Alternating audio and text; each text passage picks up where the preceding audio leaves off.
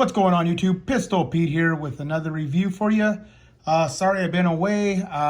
Been busy with work, and I went on a vacation with my wife recently, so I haven't had a chance to make a review in a while. So I gotta catch up on a few videos here. Today I'm bringing you the Air Lite by Cold Steel. Again, one of my favorite manufacturers. Cold Steel, man, is there's a lot of other manufacturers. I'm going to start branching off a little bit. Right? I've just been on a Cold Steel kick. But, I've been looking also into the off-grid knives. And I also like Spartan knives. So I think I'm going to that. I'm not too big into the Spyderco. I know a lot of people are going to probably give me shit for that. But I'm just not a fan. I just don't like the way they look. The teardrop blade and all that stuff. I'm not a big fan of that at all. For me, even the material, I have a friend that has them, and I have friends that love them. Everyone has their own opinion, right? I have people that are just diehard fans of them, but for me, they're just not, for me, they're not saying they are, but they feel cheap to me in the hand. I know they made them good material. I know they're good quality. Not saying they're not. I'm just saying to me, it feels that way. So, and then of course the look of them I don't like. But so I've been sticking with Cold Steel because I love the way their knives feel. I love the way they look. Ergonomics, everything on these knives are pretty badass. So back to the review here. This is the Air Lite. So let's go over some of the specs here. This one here is 3.5-inch blade length. It's going to be overall 8 inches, Oz 10A steel, and 3.2 ounces. And then this one here is 3 millimeters thick. The handle length is going to be 4.5 inches long, G10 handles. So yeah, this one is a beauty. I do like it a lot. And one thing I love that Cold Steel needs to do more of, and I don't know why they don't. Maybe because of price, I'm guessing here, but maybe because of price of manufacturing it this way. But I love the satin finish of this. I love the satin finish. Most of their Oz 10A stuff comes in stonewash. And to be honest with you, again, I'm probably gonna get hate for this too, but to me, this is me, again, my opinion. The stonewash looks like galvanized sheet metal. To me, I don't find it that attractive. Now I get the purpose of it. It doesn't scratch as easy, and it doesn't show blemishes. But to me, I don't care. I'd rather have a nice satin looking, clean looking blade like this, or even the black coating me a little more than the stonewash galvanized look. I just don't care for that much. I wish they did more options like this. Like to me, like the Espada extra large and the large would be awesome with the tactical G10 handles like they have. But instead of that stonewash, put in the satin finish like this, mirror finish maybe, something like that would be so nice. Yeah, and I mean, man, if Jimmy Slash or some of you reps for Cold Steel, if you ever watch one of these, let them know that I think a lot of people would enjoy some of these more budget-friendly knives to be in polish. Mirror polish or the satin finish, something like that. I know they did a run for a Canadian distributor for the Recon 1s in the satin finish, and they sold out like super fast. People love them, so I think if they did that, just did a run of them here and, in the United States of the satin finish, I bet you they'd be a good seller. Because that black coating is cool, and, I get the purpose, but there's some people that just like them, like a good, shiny, nice looking blade. So back to this one. I just got this in today. I started carrying it today. I took it to the gym, and man, it's super light, super comfortable. The size of this thing, it's small, super lightweight. You can't even feel it in your pocket, man. It's just super nice, easy to open. This one does have that thumb stud is set up for right hand, but you can switch that, reverse it, and make it left hand carry. And right or left hand, I did it with both my hands. It's not hard at all.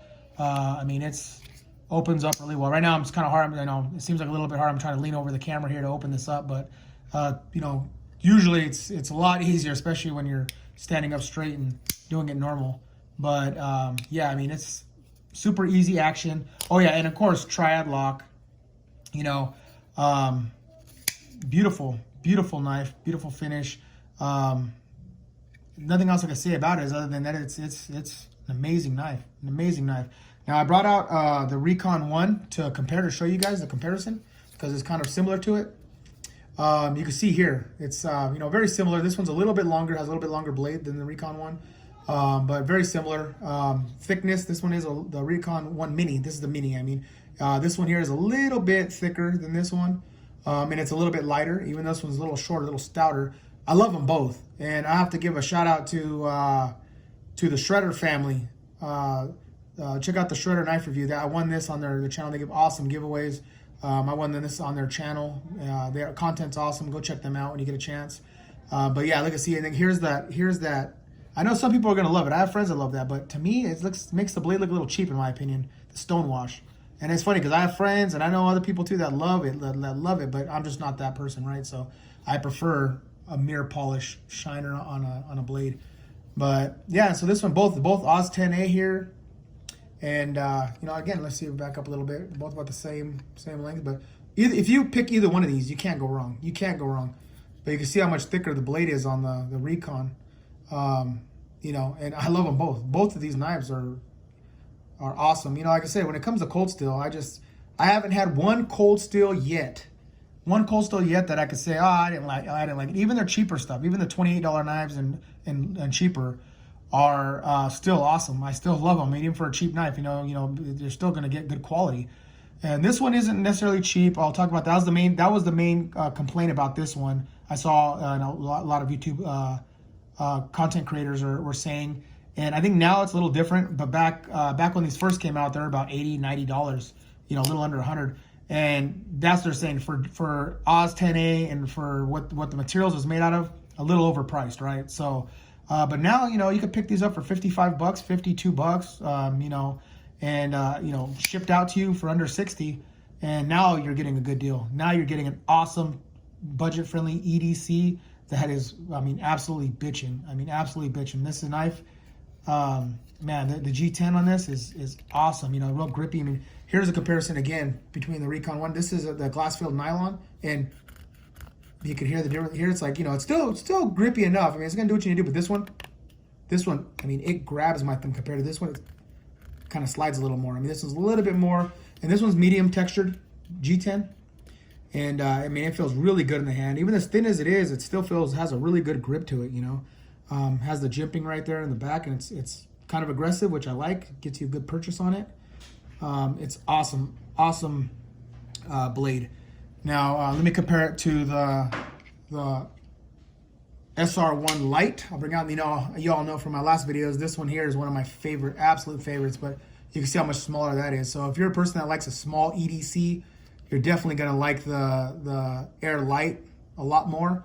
And but me, me, I love this tank of a knife. I don't mind a big beefy blade in my pocket.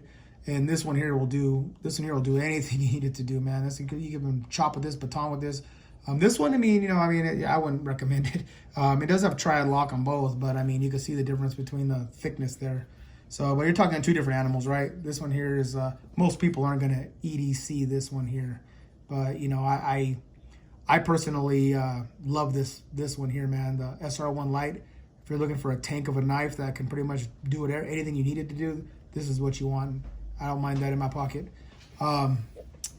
But so going back to the Air Lite though, like I said, if you're looking for an awesome EDC, you can't miss this one. This one will do everything you need it to do, and more. All right, YouTube, please like and subscribe, and until next knife.